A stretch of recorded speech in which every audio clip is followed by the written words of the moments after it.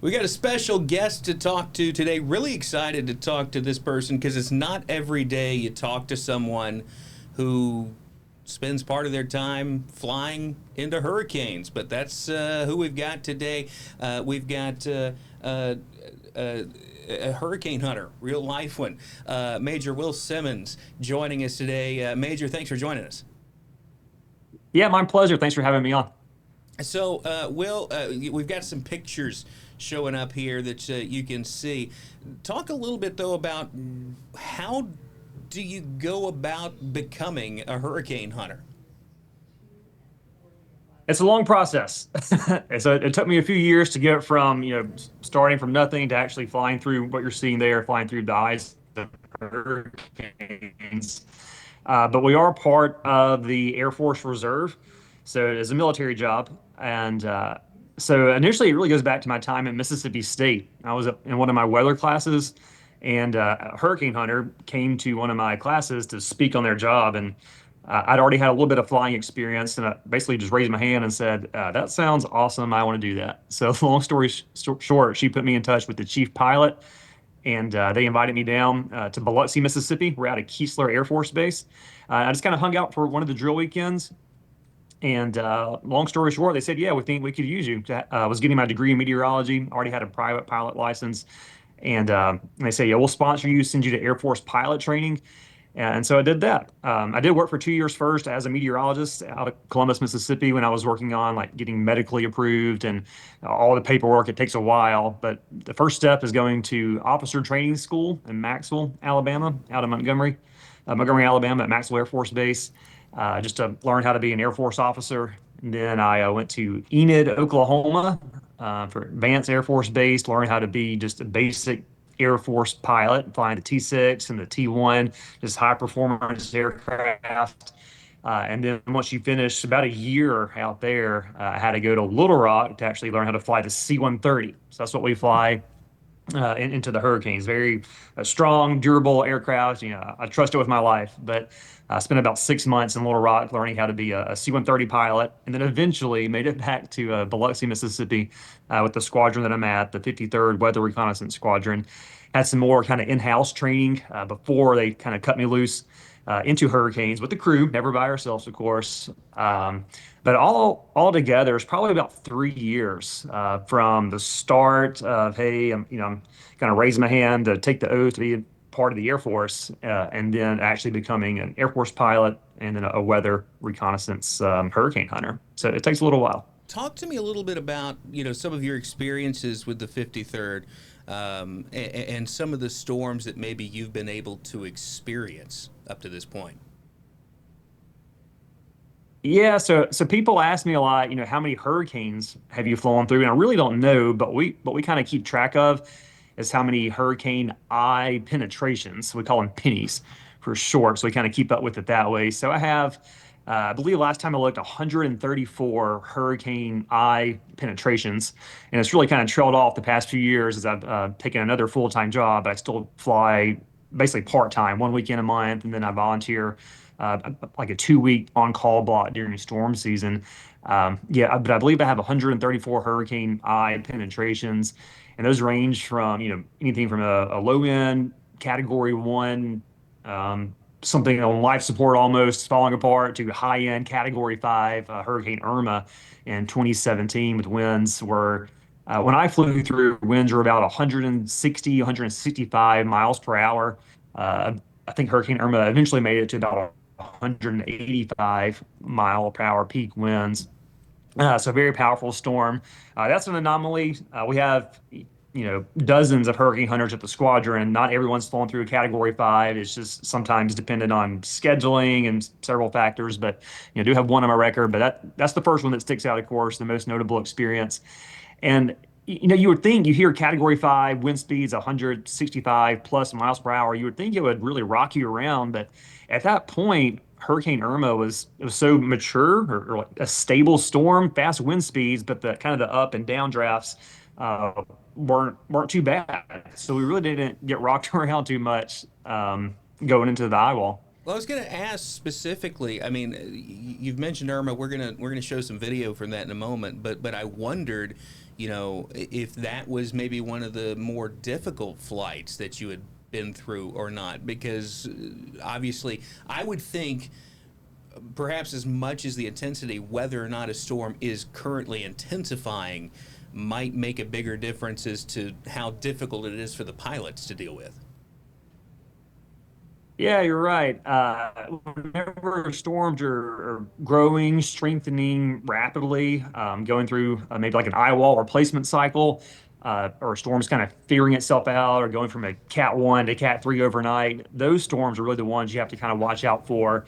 Um, and they can really rock you around. You can get plus or minus a few hundred feet of altitude changes, sometimes more than that. We've had some crews recently, they're not afraid to, we have a phrase called knock it off, which basically means, hey, we're done. We are going home. That's too bad. Fortunately, and you knock on wood, I haven't gotten to that point yet. But we can get to a point where just the eye wall is surrounded by just basically severe turbulence, and that's no good. You're looking at your instrument panel and you really can't even tell what's going on. It's hard for you to reach up to press a button if you wanted to. So again, I have not experienced that, but it is a threat. It's something we have to watch out for, and it does seem like whenever hurricanes get closer to land and kind of interact with land, or they're going through a eye wall replacement cycle, or it's just strengthening rapidly, that's when we can typically get some of the strongest updrafts and downdrafts and really get rocked around. But once the storm's kind of figured itself out, and it's kind of more stable and constant wind speeds, it's really not that bad of a ride. So we've got some video here that we're rolling right now. This is from the 53rd in Irma. Flying into what was at that point a Category 5 hurricane. And again, you were a part of that crew. So what do you remember most specifically from flying through a Category 5 hurricane? So that one for me, the flight that I had, it was at night, and we do this, 24/7, especially as a hurricane is approaching landfall, and that's kind of the big thing is people wonder, when or why we do this, and if a storm is showing potential to impact U.S. Territory or somewhere with our assets or interests, we'll be out there, flying, collecting data. But for this particular flight, the Category 5 flight that I was on. It was a nighttime flight, so but fortunately, it was a full moon out. So we took off like normal, descended down. We had talked to the previous crew that flew into it. They were kind of leaving the we were out of St. Croix. That's kind of our home away from home during hurricane season. So they were kind of walking off the plane and saying, "Tag, you're it." And we got on the plane to go fly, and they told us about their experience. So we had a heads up, knew that the ride wasn't too bad.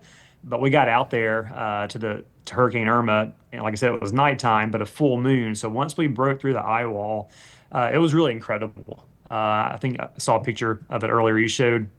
But yeah, when you just look up, clear eye, look up, you see, thousands of stars, and that moon light just lit up the whole stadium effect that you've probably heard of. And that's we don't always get that. That's a treat to get into the eye wall or get to the eye, and it's kind of that perfect like stadium, like you're on the 50-yard line looking around. But fortunately, the full moon really lit it up. It was an amazing sight, and we kind of did a little victory lap. We went through the middle, dropped our instrument that collects the data, and then we kind of did a racetrack pattern where we just kind of circled back through to take it all in. It's truly amazing some of the things we get to see. And we wanted to be sure some of the people in the back of the plane could also come up to the flight deck, look around, take it in. It's pretty amazing. I wanted to ask specifically about why we do this, because there are probably still some people, I think a lot of people know, but for the folks who don't know, why are we consistently flying into some of the most intense storms on Earth? Great question. And, we do have like satellites to give us a great initial starting point to kind of see what's out there. But we really want to get inside the hurricane to get a 3D picture of what's going on, to better kind of initialize some of our forecast models. And ultimately, that's going to lead to a much better forecast for the track and intensity. And with our data, it helps improve the forecast up to 30%, which might not sound like a lot, but if the government, can make better forecasts, can kind of narrow down that cone that I'm sure your viewers are used to seeing on TV, like saying, hey, this 100-mile stretch of coastline, you don't have to worry about evacuating. We're confident of where this hurricane or storm will make landfall. That actually saves millions and millions of dollars. So ultimately, we're saving a lot of money by improving the forecast is kind of why we're doing it. But we'll fly through about 10,000 feet, starting about 100 miles out from the eye to kind of drop our first instrument and just fly this X pattern through the eye. We want to just paint a good picture of the storm, kind of like in the movie Twister. They're releasing those instruments into the tornadoes to kind of see what's going on. We're basically doing that, but just dropping things down into the hurricane to kind of paint more of a 3D picture to better initialize the forecast computer models. Tell me a little bit about what you guys have on board one of these planes, and what you're doing as you're flying through. There's got to be a lot of scientific instruments on board. So what are some of the things you guys are doing to measure these storms? Yeah, so I guess first of all, the minimum crew, two pilots, a navigator, we have a weather officer, and then a load master. So that's our basic crew of five.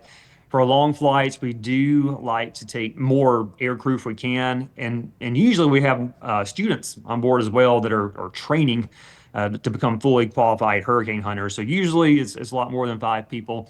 But kind of in the back of the plane, we have two pallet positions. One is for the weather officer, and they have a big stack of computers. They're watching the data come in, and then the load master, he or she is the person that actually releases the weather instruments into the hurricane. So they have a pallet with kind of just a big tube sticking out of the floor of the aircraft. We stay pressurized the whole time. But if you kind of think about you driving through like a drive-through lane at a bank and you put in the tube and the vacuum system and it shoots it up. Well, we kind of do that, but opposite. We kind of shoot it down into the hurricane. So we have equipment for that. And then as the drop sonde is falling down towards the ocean floor, it falls about 2,000 feet per minute, has a little, we call it a drogue chute, like a mini parachute that helps slow it down and stabilize it. But it's collecting things like temperature, dew point, wind speed, wind direction, and pressure. So, but that data comes in real time, and then the load master sends it over to the weather officer, to his or her computers, and they're just kind of checking it as it's coming in to be sure it makes sense. So And then the weather officer sent, go ahead. that's almost like a weather balloon. It's almost the same kind of thing. It's just going down instead of up, right? Exactly. That's exactly it. And the weather officer just checks all that data, and then he or she's in talks with our National Hurricane Center the whole time. They have a little chat system. They just talk back and forth via the computer. However, we do have a satellite phone we can use if we need to, but we send that data off to the Hurricane Center, and they look at it, and they use it, within a very short amount of time to help get it in those supercomputers. And then they can also watch us and say, hey, there's an area of interest, so maybe 50 miles east of your position, a little swirl or something they see on satellite. That's more common, like on a low-level investigation where we're flying low over the water to see if there's like a closed circulation. But the Hurricane Center can kind of drive us around too, based on what they're seeing from their satellite view. Well, fascinating to talk to you, learn a little bit more about what you guys do over there at the 53rd Weather Reconnaissance. I want to thank you so much for your time. Thank you for joining us. I'd love to talk back with you again at some point, maybe after the season, and see how your flights went. Absolutely. Yeah, I really enjoy what I do. I mean, hopefully for everyone on the ground, it's a calm season, but if there's going to be a storm or hurricane, I do still get kind of excited to go out and fly these airplanes. It's a fun mission to be part of, and I really see the immediate impacts of what we do. So it's a rewarding mission for sure. All right. Thank you so much for joining us. Will Simmons, 53rd Weather Reconnaissance Squadron, Major Will Simmons, I should say, of the 53rd Weather Reconnaissance Squadron. Thank you for joining us today. All right. Thank you, Alex.